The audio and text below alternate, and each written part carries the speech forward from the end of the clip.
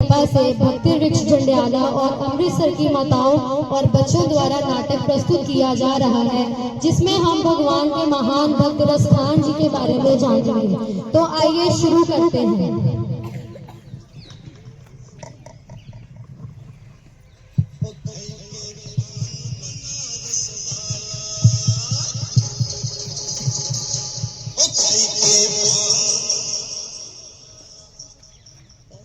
पान ले लो, पान मीठा मीठा पान।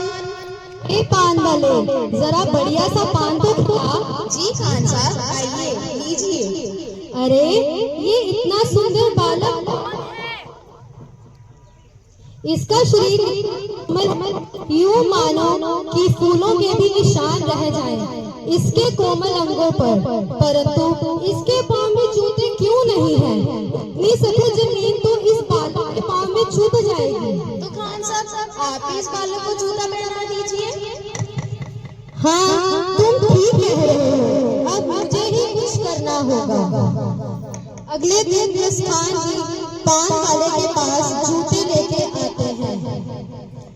ए पान वाले, ये देखो, मैं इस बालक के लिए जूते लाया हूँ। अब तो बताओ, इस सुंदर बालक का नाम क्या है और ये कहाँ मिलेगा? अब मैं तो यूं आप तो सचमुच में ही मान गए। हाँ, अब तुम मुझे जल्दी से बताओ, इसका नाम और पता बताओ। रसखान जी मथुरा नगरी में सभी से शाम के बारे में पूछते हुए, कन्हैया है, ये बालक आपको यहाँ नहीं मिलेगा, ये तो आपको मथुरा में ही मिलेगा। रसखान जी मथुरा नगरी में सभी से शाम के बारे में पूछते हैं। कन्हैया का पता है? जी, आपने शाम को देखा है? वो एक नन्हा बालक है। नहीं नहीं, हमने नहीं देखा। जी, आप शाम को जानते हैं? नहीं नहीं, मुझे नहीं पता। कोई तो मुझे शाम के बारे में बताओ कि वो कहाँ रहता है।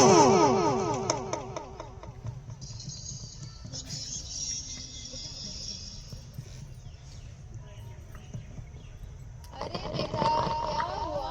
बहुत परेशान लग रहे हो तुम तो। जी बाबा, मैं एक बालक को ढूंढ रहा हूँ जिसका नाम शाम है, जो शाम रंग का है और माथे पर मोर मुकुट और पीला पीतांबर धारण करता है।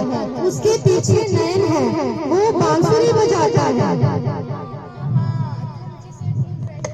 वे तो तीनों लोगों का नाथ है, वो तो समस्त सृष्टि को चलाने वाला है, जो पूरे ब्रज में रमण करता है, जिसका नाम कृष्ण है, अर्थात सबको आकर्षित करने वाला। वे तो तुम्हें गोकुल में ही मिलेगा। जी शुक्रिया बाबा। अब रसखान जी चलते हुए गोकुल के मंदिर के बाहर पहुंच जाते हैं।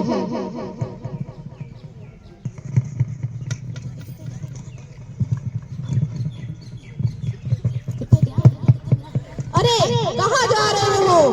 तुम अंदर प्रवेश नहीं कर सकते। अरे, मेरा शाम को मिलना बहुत जरूरी है, कृपया मेरी बात को समझिए, मुझे अंदर जाने दीजिए। नहीं, तुम्हें अंदर प्रवेश नहीं मिलेगा। अब मैं मेरे प्यारे शाम को कैसे मिल पाऊंगा? एक काम करता हूँ, यही बैठ जाता हूँ। शाम कभी तो अपने घर से बाहर आएगा।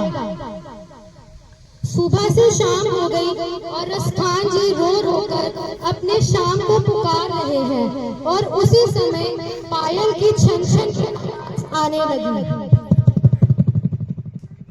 अरे बाबा, मैं तो कब से यहीं बैठा हूँ, पर आप मुझे देख ही नहीं रहे हैं।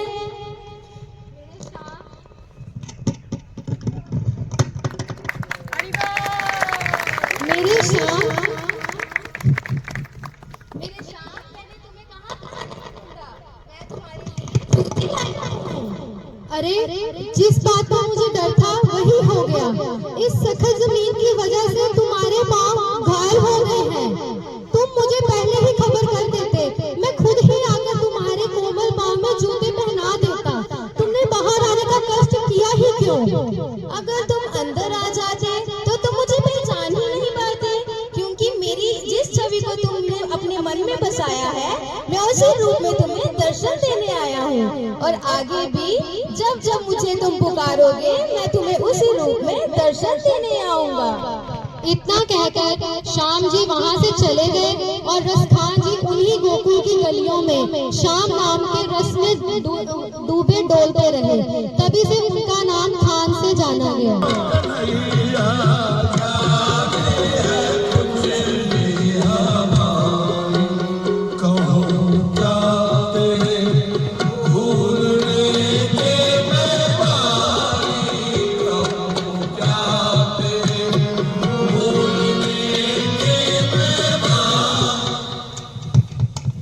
और ऐसे ही ठाकुर जी की महिमा गाते गाते उस ठाकुर जी के रस में ऐसा मग्न हुए कि सैयद इब्राहिम रसखान के नाम से जाने गए।